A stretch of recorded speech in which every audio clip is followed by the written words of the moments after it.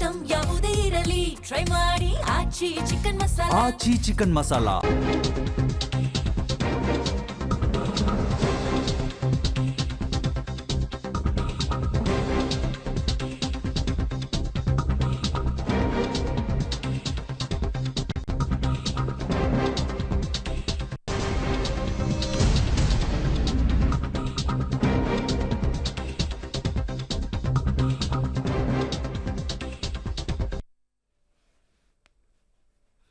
ಇದು ನೋಡ್ತಾ ಇದ್ದೀರಾ, ಮಾನ್ಯ ಉಪಮುಖ್ಯಮಂತ್ರಿಗಳು ಮುಖ್ಯಮಂತ್ರಿಗಳನ್ನ ಆಲಿಂಗನ ಮಾಡ್ಕೊಂಡಿರೋದು ಬ್ರೇಕ್ಫಾಸ್ಟ್ ಮೀಟಿಂಗ್ನ ಸಂದರ್ಭದಲ್ಲಿ. ಸೊ ಎಕ್ಸ್ಕ್ಲೂಸಿವ್ ಆಗಿರುವಂಥ ಫೋಟೋವನ್ನು ನಿಮ್ಮ ಮುಂದೆ ಇಡ್ತಾ ಇದ್ದೀವಿ. ಇದು ಪಬ್ಲಿಕ್ ಟಿವಿಯಲ್ಲಿ ಮಾತ್ರ ಲಭ್ಯವಾಗಿರೋದು ನಿಮಗೆ. ಮಾನ್ಯ ಮುಖ್ಯಮಂತ್ರಿಗಳನ್ನ ಉಪಮುಖ್ಯಮಂತ್ರಿಗಳು ತಬ್ಕೊಂಡಿದ್ದಾರೆ, ಅಲ್ಲಿ ಅವ್ರ ಕಾಲಿಗೂ ಕೂಡ ಬಿದ್ದರಂತೆ. ಎಕ್ಸ್ಕ್ಲೂಸಿವ್ ಆಗಿರುವಂಥ ಫೋಟೋನ ನಾವು ನಿಮ್ಮ ಮುಂದೆ ಇಡ್ತಾ ಇದ್ದೀವಿ. ಇದು ಮಾನ್ಯ ಉಪಮುಖ್ಯಮಂತ್ರಿಗಳು ಮುಖ್ಯಮಂತ್ರಿಗಳನ್ನು ಆಲಿಂಗನ ಮಾಡ್ಕೊಂಡಿರೋದು.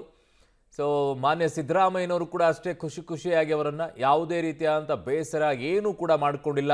ಜೋಡೆತ್ತುಗಳ ಪ್ರದರ್ಶನ ಹೇಗಿದೆ ಅನ್ನೋದನ್ನು ಮತ್ತೊಮ್ಮೆ ತೋರಿಸ್ಕೊಂಡಿದ್ದಾರೆ ಸಚಿವರ ಮುಂದೆ. ನಮ್ಮ ಹತ್ರ ಯಾವುದೇ ರೀತಿಯಾದಂಥ ಭಿನ್ನಾಭಿಪ್ರಾಯಗಳಿಲ್ಲ, ಯಾರು ಕೂಡ ನೀವು ಕೂಡ ಭಿನ್ನಾಭಿಪ್ರಾಯ ಇಟ್ಕೊಳ್ಳೋದು ಬೇಡ, ನಾವಿಬ್ಬರೂ ಕೂಡ ಜೊತೆಯಾಗಿದ್ದೀವಿ ಅನ್ನುವಂಥ ಮೆಸೇಜನ್ನು ಕೊಡುವಂಥ ಕೆಲಸವನ್ನು ಇಲ್ಲಿ ಸ್ಪಷ್ಟವಾಗಿ ಸಿದ್ದರಾಮಯ್ಯನವರು ಜೊತೆಗೆ ಡಿ ಕೆ ಶಿವಕುಮಾರ್ ಅವರು ಮಾಡ್ದಂಗೆ ಕಾಣಿಸ್ತಾ ಇದೆ. ಇಲ್ಲದೇ ಇದ್ರೆ ಏನಾಗ್ಬಿಡುತ್ತೆ, ಒಡಕುಂಟಾಗ್ಬಿಟ್ರೆ ಪಕ್ಷದಲ್ಲೇ ಒಡಕುಂಟಾಗ್ಬಿಡುತ್ತೆ. ಹಾಗಾಗಿ ಆ ಒಡಕುಂಟಾಗಬಾರ್ದು ಅನ್ನೋ ಕಾರಣಕ್ಕೋಸ್ಕರ the message was clear cut.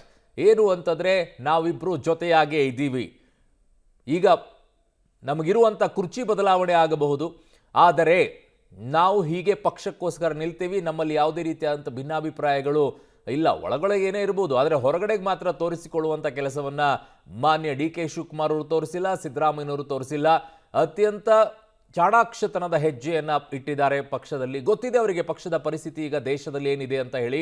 ರಾಜ್ಯದಲ್ಲಿ ಈಗ ಇರುವಂತಹ ಪರಿಸ್ಥಿತಿಯನ್ನು ಹಾಗೆ ಮುಂದುವರಿಸ್ಕೊಂಡು ಹೋಗಬೇಕು ಅಂದರೆ ನಮ್ಮಲ್ಲಿ ಒಡಕುಗಳಾಗಬಾರ್ದು, ಭಿನ್ನಾಭಿಪ್ರಾಯಗಳಾಗಬಾರ್ದು. ಪಬ್ಲಿಕ್ ಟಿವಿಯಲ್ಲಿ ನಿಮಗೆ ಬಿಗ್ ಎಕ್ಸ್ಕ್ಲೂಸಿವ್ ಆಗಿರುವಂಥ ಒಂದು ಫೋಟೋ ತೋರಿಸ್ತಾ ಇದ್ದೀವಿ. ಇದು ಮೊದಲ ಫೋಟೋ ಪಬ್ಲಿಕ್ ಟಿವಿಯಲ್ಲೇನೆ.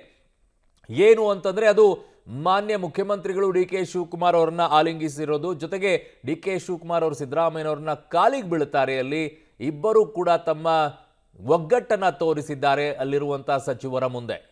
ಇದು ಫಸ್ಟ್ ವಿಜುವಲ್ಸ್ ಪಬ್ಲಿಕ್ ಟಿವಿಯಲ್ಲಿ ನಿಮಗೆ. ವಿದಾಯದ ಬ್ರೇಕ್ಫಾಸ್ಟ್ ಮೀಟಿಂಗ್ನ ಸಂದರ್ಭದಲ್ಲಿ ಆಗಿರುವಂಥ ಬೆಳವಣಿಗೆ ಗದ್ಗದಿತ ಕೂಡ ಆದ್ರಂತೆ ಅಲ್ಲಿ ಡಿ ಕೆ ಶಿವಕುಮಾರ್ ಅವರು. ಆ ಕಡೆಗೆ ಸಿದ್ದರಾಮಯ್ಯನವ್ರಿಗೂ ಆಗುತ್ತೆ, ಬಟ್ ಸಿದ್ದರಾಮಯ್ಯನವರು ತೋರಿಸ್ಕೊಳ್ಳೋದು ಸ್ವಲ್ಪ ಕಡಿಮೆ.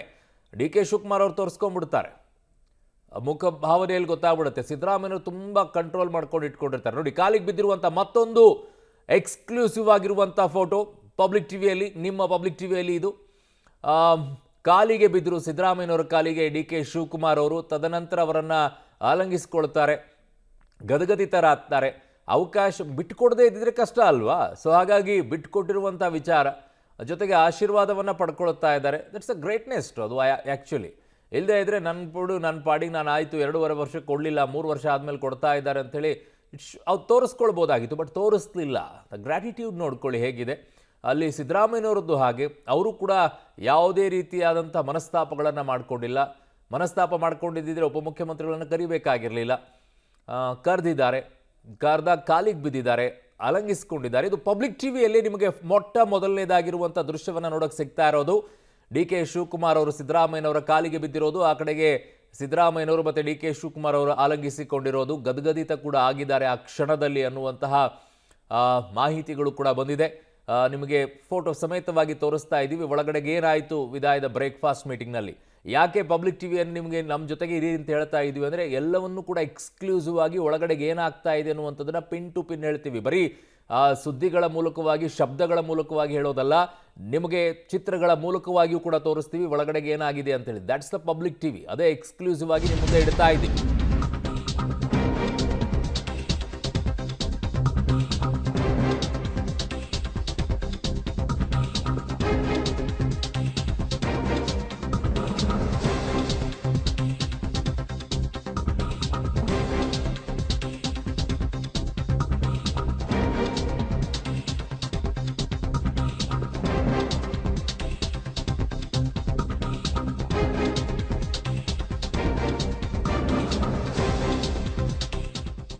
ಕೊಟ್ಟ ಮಾತಿನಂತೆ ನಡೆದುಕೊಂಡಿದ್ದಕ್ಕೆ D K Shivakumar ಭಾವುಕರಾಗಿದ್ದಾರೆ.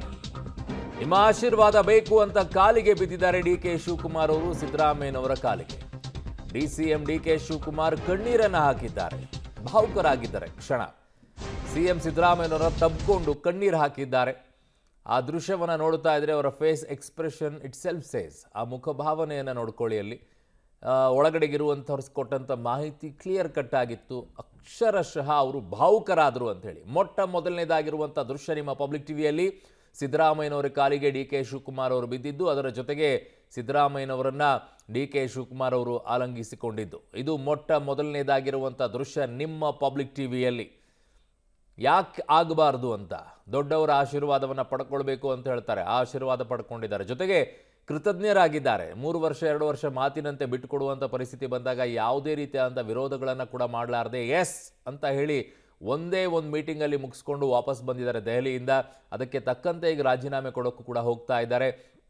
That's the greatness ಅಂತ ಅನಿಸುತ್ತೆ. ಆ ಕಡೆಗೆ ಸಿದ್ದರಾಮಯ್ಯನವ್ರದ್ದು ಆಗಿರ್ಬೋದು, ಈ ಕಡೆಗೆ ಡಿ ಕೆ ಶಿವಕುಮಾರ್ ಅವ್ರದ್ದು ಆಗಿರ್ಬೋದು. ಸಿದ್ದರಾಮಯ್ಯನವರು ಕೂಡ ಹಾಗೆ.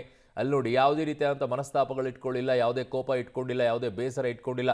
ಒಂದು ಸ್ವಲ್ಪ ನೋವು ಇರುತ್ತೆ, ಯಾಕಂದರೆ ಮುಖ್ಯಮಂತ್ರಿ ಸ್ಥಾನವನ್ನು ಬಿಟ್ಕೊಡ್ಬೇಕಲ್ಲ ಅನ್ನುವಂಥದ್ದು. ಆದರೆ ಪಕ್ಷಕ್ಕೋಸ್ಕರ ಮಾತು ಕೊಟ್ಟಂಥದ್ದನ್ನು, ಸಿದ್ದರಾಮಯ್ಯನವ್ರದ್ದು ಒಂದು ಕ್ವಾಲಿಟಿ ಇದೆ, ಕೊಟ್ಟ ಮಾತಿನಂತೆ ನಡ್ಕೊಳ್ಳುವಂಥ ವಿಚಾರ. ಅವ್ರ ಬಗ್ಗೆ ಏನೇ ಹೇಳಲಿ, ಯಾವುದೇ ಬೇರೆ ಟೀಕೆಗಳಿರಲಿ. ಆದರೆ ಕಾಂಗ್ರೆಸ್ ಪಕ್ಷದಲ್ಲಿ ನಾನು ಭಾಳ ದೊಡ್ಡ ಮಟ್ಟದಲ್ಲಿ ಕೇಳ್ತೀನಿ, ಅವ್ರು ಯಾರಿಗಾದರೂ ಒಂದು ಸಲ ಮಾತು ಕೊಟ್ಟರಂದರೆ, ಕೊಡೋದು ಕಡಿಮೆ, ಕೊಟ್ಟರೆ ಮಾತ್ರ ಆ ಮಾತಿನಂತೆ ನಡ್ಕೊಳ್ತಾರೆ ಅವರು ಅನ್ನುವಂಥದ್ದು. That's the greatness. ಅದು ಸಿದ್ದರಾಮಯ್ಯನವ್ರದ್ದು. ಸೊ ಡಿ ಕೆ ಶಿವಕುಮಾರ್ ಅವ್ರದ್ದು ಹಾಗೆ. ಬಟ್ ಡಿ ಕೆ ಶಿವಕುಮಾರ್ ವಿಚಾರದಲ್ಲಿ ಕೊಟ್ಟ ಮಾತಿನಂತೆ ನಡ್ಕೊಳ್ಳುವಂಥ ವಿಚಾರದಲ್ಲಿ ಒಂದಿಷ್ಟು ಅಬ್ಜೆಕ್ಷನ್ಗಳಿದ್ದಾವೆ, ಅದಿರಲಿ ಈಗ ಸದ್ಯಕ್ಕೆ. ಆದರೆ ಸಿದ್ದರಾಮಯ್ಯನವ್ರ ವಿಚಾರದಲ್ಲಿ ಮಾತ್ರ ಬಹಳ ದೊಡ್ಡ ಮಟ್ಟದಲ್ಲಿ ಅದು ಕೇಳಿ ಬರುತ್ತೆ. 99% ಅವ್ರು ಏನಾದರೂ ಒಂದು ಮಾತು ಕೊಟ್ಬಿಟ್ರೆ ಅದನ್ನು ಯಾವುದೇ ರೀತಿಯಾದಂಥ ಪರಿಸ್ಥಿತಿ ಬರಲಿ ಅದಕ್ಕೆ ತಕ್ಕಂತೆಯೇ ನಡ್ಕೊಳ್ತಾರೆ ಅನ್ನುವಂಥದ್ದನ್ನು ಕೇಳಿ ಬರುತ್ತೆ ಕಾಂಗ್ರೆಸ್ ಪಕ್ಷದಲ್ಲಿ. ಹಾಗಾಗಿ ಈಗ ಡಿ ಕೆ ಶಿವಕುಮಾರ್ ಅವರಿಗೆ ಅವಕಾಶ ಸಿಗ್ತಾ ಇದೆ. ಅವ್ರ ಕಾಲಿಗೆ ಬಿದ್ದಿದ್ದಾರೆ, ಸಿದ್ದರಾಮಯ್ಯವ್ರ ಕಾಲಿಗೆ.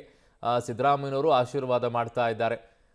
ಒಳ್ಳೆಯತನದಿಂದನೇ ಮಾಡ್ತಾರೆ. ಕಾರಣ ಪಕ್ಷ ಕಟ್ಟಬೇಕಾಗಿದೆ. ಈಗ ರಾಷ್ಟ್ರ ಮಟ್ಟದಲ್ಲಿ ಪಕ್ಷವನ್ನು ಮತ್ತೊಮ್ಮೆ ಸದೃಢಗೊಳಿಸಬೇಕಾಗಿದೆ. ಮಾರ್ಗದರ್ಶನವೂ ಕೂಡ ಸಿದ್ದರಾಮಯ್ಯನವ್ರದ್ದು ಬೇಕಾಗುತ್ತೆ. ಆ ನಿಟ್ಟಿನಲ್ಲಿ ಈಗ ಹೆಜ್ಜೆಯನ್ನು ಡಿ ಕೆ ಶಿವಕುಮಾರ್ ಅವರು ಇಡಬೇಕಾಗುತ್ತೆ. ಹೇಗೆ ಯಾವ ರೀತಿಯಾಗಿ ಪಕ್ಷವನ್ನು ಮತ್ತೆ ಮುನ್ನಡೆಸ್ತಾರೆ ಕರ್ನಾಟಕದಲ್ಲಿ ಅನ್ನುವಂಥದ್ದು, ಅದರಲ್ಲಿ ಸಿದ್ದರಾಮಯ್ಯನವರ ಪಾತ್ರ ಬಹಳ ಮುಖ್ಯವಾಗಬೇಕಾಗುತ್ತೆ.